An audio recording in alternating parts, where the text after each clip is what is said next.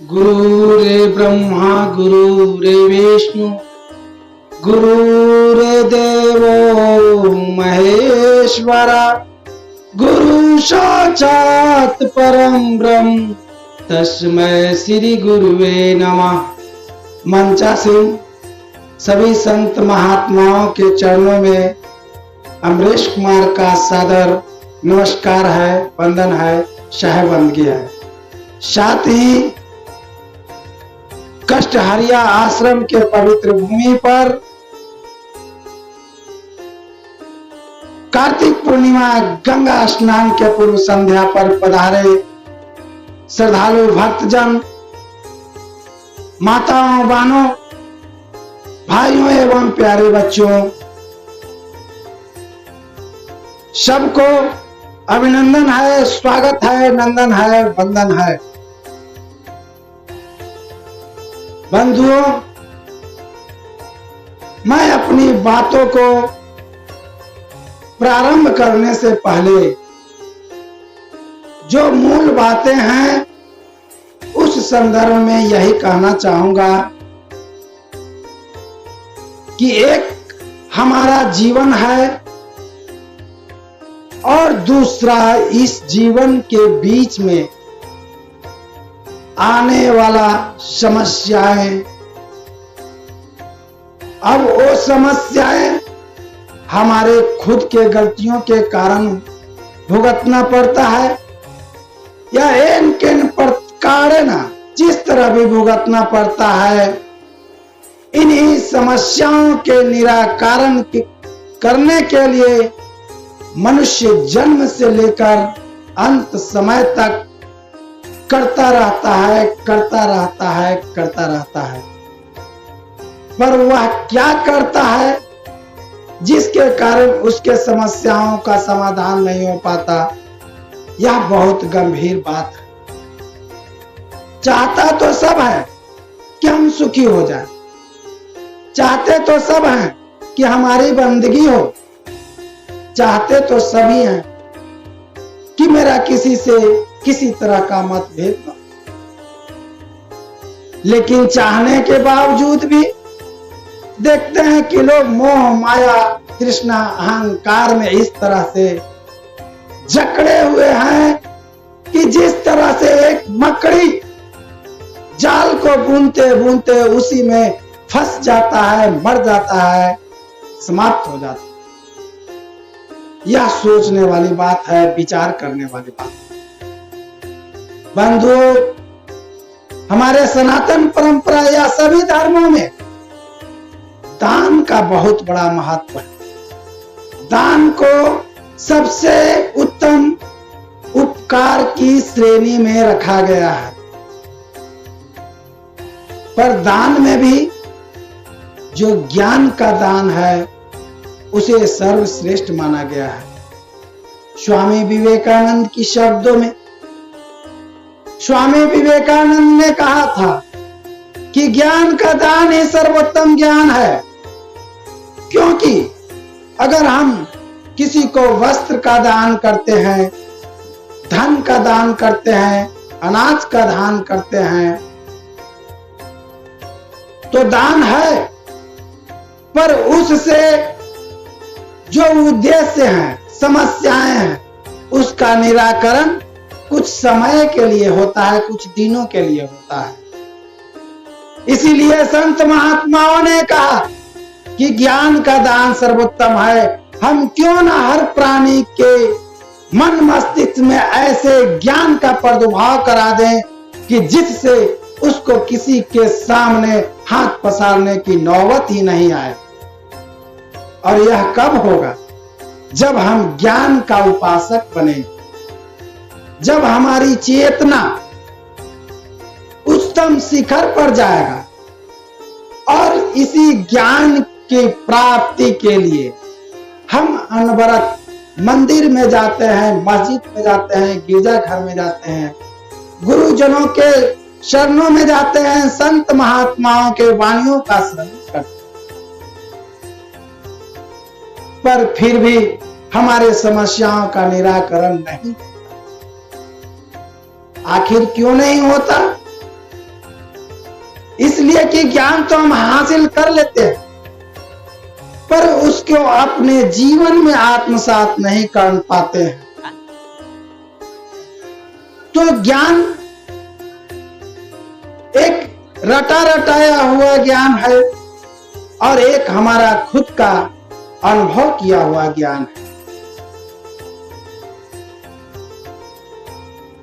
और इस ज्ञान की महत्ता तब होती है जब हमारा जीवन, दार्शनिकों ने कहा है, चूंकि हम हैं इसलिए महसूस होता है कि समस्याएं हैं, पाप है, पुण्य। अगर इन बातों को गहराई से समझने का प्रयास करेंगे तो एक बहुत बड़ा दृष्टिकोण हमारे मानस पटल पर छा जाता है कि संतों ने क्या कहा कि हम हैं कि नहीं है, ये बहुत बड़ी बात। हम हैं तभी तो सोच रहे, तभी तो विचार कर रहे हैं, तभी तो आज के संत समागम में लोगों का आगमन हुआ।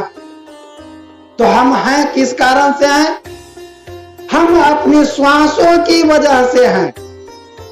जब हमारे अंदर यह श्वास रूपी परमात्मा, ज्ञान रूपी परमात्मा, चेतना रूपी परमात्मा विराजमान है, तभी हम पुण्य पाप, शिकवा शिकायत और कर्तव्य के मार्ग पर कुछ कर रहे हैं, बढ़ रहे हैं। इसलिए संत महात्माओं ने कहा है, मानुष जन्म अनमोल है, मिले न बारंबार। आज हम अपनी गरीबी में, लाचारी में, मजबूरी में अच्छे कर्तव्यों को करना भूल जाते। हमें लगता है कि हमारी बस की बातें नहीं, लेकिन समझने वाली बात यह है कि अच्छे कर्मों का संबंध हमारे संपदा से नहीं है, अच्छे कर्मों का संबंध हमारे सोच और विचार से। जब हमारा सोच सकारात्मक होगा, जब हम किसी बात को सही तरीके से चिंतन करेंगे, मनन करेंगे, तब हमारा भी दृष्टिकोण साफ होगा और हमारे आस पास पड़ोस के हित, कुटुंब, भाई बंधुओं का भी दृष्टिकोण साफ होगा। बंधुओं, यह जीवन पता नहीं कितने लोगों के आशीर्वाद, तपस्या के फलस्वरूप मिला है। और अगर इस जीवन में अपने आप को, जैसे कि कहा गया है कि खाली हाथ आया था, खाली हाथ जाएगा, खाली हाथ हम लोग जरूर आए थे, लेकिन आज इस पावन धरती के पर आने के बाद, इस महान कबीर साहब के विरासत कष्टहरिया आश्रम में आने के बाद खाली हाथ जाने की जरूरत नहीं पड़ेगी। यहां से जो संत महात्माओं का आशीर्वाद आप तक पहुंचेगा, वह आपके जीवन के, आपके बच्चों के जीवन के, आपके परिवार के जीवन को आज नहीं तो कल कुछ न कुछ तो जरूर देख करके ही जाएगा। इसीलिए सतगुरु कबीर ने कहा,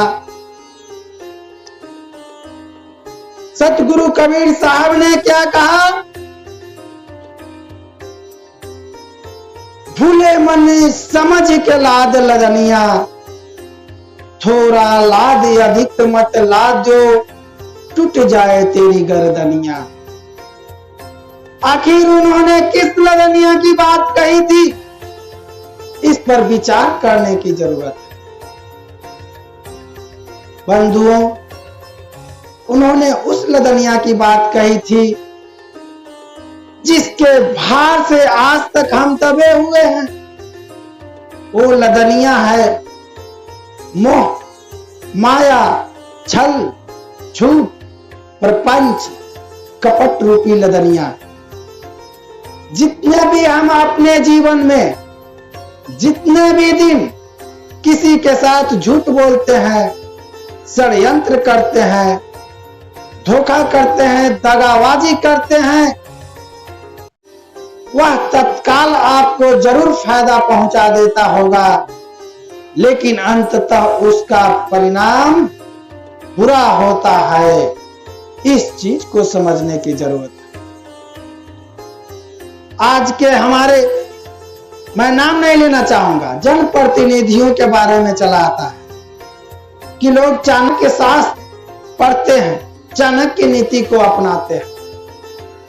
चाणक्य जी ने अपने नीति में साम, दाम, दंड और विभेद 4 विद्याएं का खोज किया और साम, दाम, दंड और विभेद से थोड़े समय के लिए समस्याओं का समाधान हुआ, लेकिन हमेशा के लिए कभी।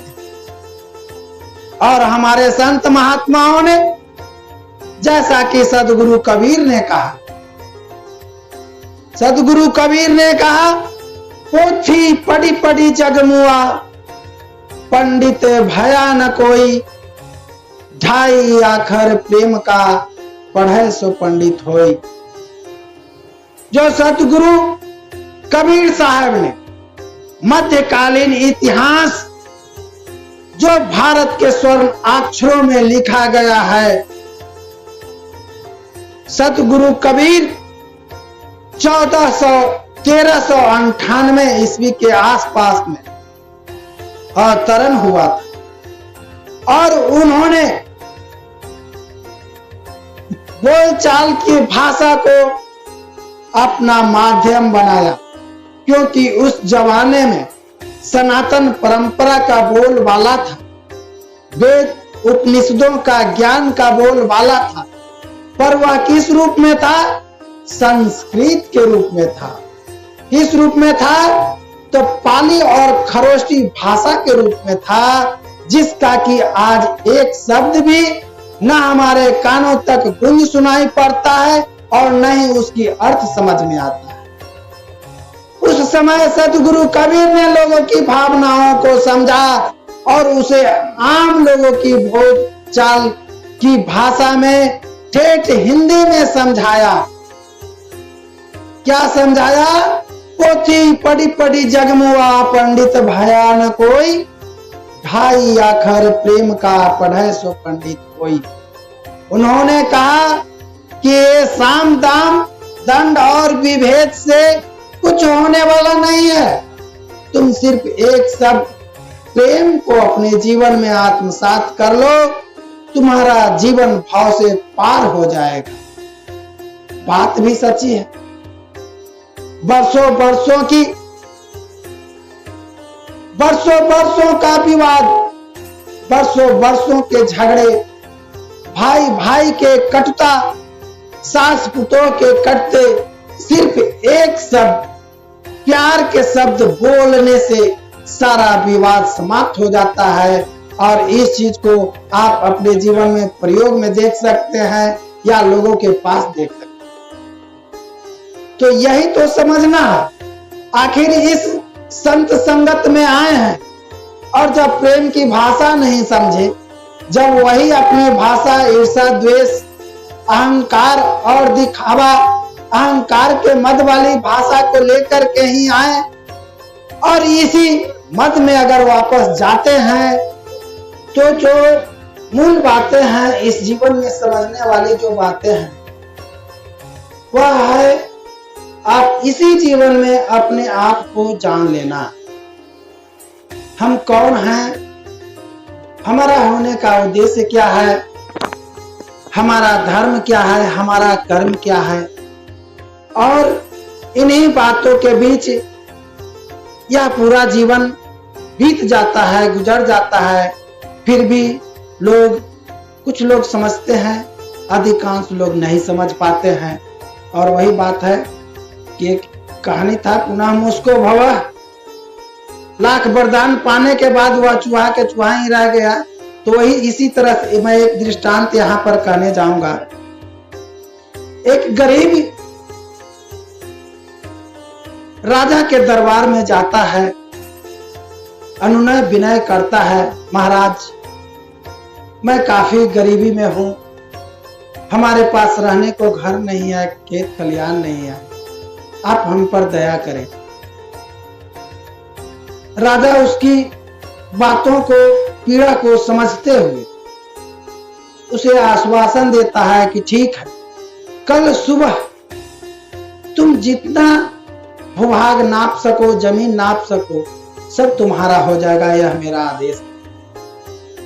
वह गरीब किसान बहुत खुशी होता है, राजा को बारंबार दंडवत प्रणाम करके खुशी खुशी अपना घर जाता है, रात्रि में आराम से भोजन करता है, निश्चिंत होकर के सोता है कि सुबह उठना है और यह बहुत बड़ी राजा का आशीर्वाद प्राप्त हुआ है, मेरे पास तो रहने के लिए एक झोपड़ा भी नहीं था और कल मैं बहुत बड़ा भूभाग का मालिक बन जाऊंगा। सुबह होता है, थोड़ा जल्दी ही उठता है वह, ताकि अधिक से अधिक भूमि नाप सके। सुबह उठने के बाद वह किसान, लेकिन इस बीच राजा ने एक और शर्त दिया था उसको कि शाम ढलने तक तुम जिस जगह से दौड़ लगाओगे, भूमि का माप करोगे, उस जगह पर वापस आना होगा, यही शर्त है। दूसरे दिन वह किसान अपनी ऊर्जा के साथ राजा के महल के एक कोने से दौड़ लगाता है, दौड़ता जाता है, दौड़ता जाता है, दौड़ता जाता है, दौड़ता जाता है, दोपहर हो जाती है, दौड़ता जाता है, दौड़ता जाता है। दौड़ने के पीछे उसने खाया कि नहीं, उसके पैर दर्द कर रहे हैं कि नहीं, उसे थकान हो रही है कि नहीं, बस दौड़ता ही जा रहा है, भागता ही जा रहा है, भागता ही जा रहा है। इस तरह से जब दोपहर बाद उसे ख्याल आता है कि मैं काफी दूर निकल चुका हूं, मुझे वापस भी जाना है, क्योंकि मैं गंतव्य स्थान पर पहुंचूंगा नहीं तो मेरा सारा मेहनत बेकार हो। तो क्या यह बात हम लोगों के जीवन के बीच में नहीं है? हम लोग भी जिस सुख सुविधा के लिए, ऐश्वर्य के लिए, परमात्मा के प्राप्ति के लिए, सच्चाई के लिए बचपन से लेकर बुढ़ापा बिता देते हैं और अंत में वही दुर्गति झेलना पड़ता है जिसके लिए सब दिन प्रयास करते हैं। इस बात पर चिंतन और मंथन करने की जरूरत है। आज वैश्विक व्यावसायिक शिक्षा के दौर ने लोगों को इस तरह से गुमराह कर दिया है कि लोग पढ़ लिख करके डॉक्टर बनते हैं, इंजीनियर बनते हैं, पदाधिकारी बनते हैं, जनप्रतिनिधि बनते हैं, मंत्री बनते हैं, विधायक बनते हैं। लेकिन वहां जाने के बाद, मैं उनकी आलोचना नहीं कर रहा हूं, लेकिन आप खुद अनुभव कर सकते हैं, उस सिंहासन पर बैठने के बाद, उस गद्दी पर बैठने के बाद वो करते क्या है, यह किसी से छुपा हुआ नहीं है। कल की बात है, कुछ पुलिस प्रशासन के ही लोग थे, रह रहे थे कहीं पे, और एक गरीब किसान किराए पर लेकर के बगल में थोड़ा सा जमीन में पैदा उपजाया, मूली, धनिया पत्ता उपजा रहे थे। अब उनको लगा कि अरे इस जगह में कोई कुछ करता नहीं था, चलो अभी उसको लिया जाए। उनके पदाधिकारी लोग तो कुछ नहीं बोलते थे, लेकिन उनके छोटे लोग जो थे वो लोग उस किसान से झगड़ पड़े, दबंगता दिखाने लगे कि ये सब मेरा है, मैं जब चाहूं तो इसको कबाड़ लूं, जब चाहूं तो नोच, कुछ इस तरह की। तो ऐसे लोगों की मानसिकता हो गई। इसका मूल कारण है कि जो हमारे पश्चिमी सभ्यता के व्यवसायीकरण शिक्षा क्या होता है से समझिए, और हमारे भारत देश के जो संत महात्माओं ने आध्यात्मिक शिक्षा, नैतिकता का शिक्षा, मानवता का शिक्षा दिया, वो क्या होता है इसके बारे में समझना बहुत जरूरी है। व्यवसायिक शिक्षा वो शिक्षा है जो मनुष्य के कर्तव्य परायणता से अलग करता है। उसका नारा है अपना काम बनता, भाड़ में जाए जनता। यह है व्यवसायीकरण की शिक्षा। वो सिर्फ अपना देखता है, अपना पेट देखता है, अपना परिवार को। लेकिन आज से 5000 वर्ष पहले हमारे देश के संत महा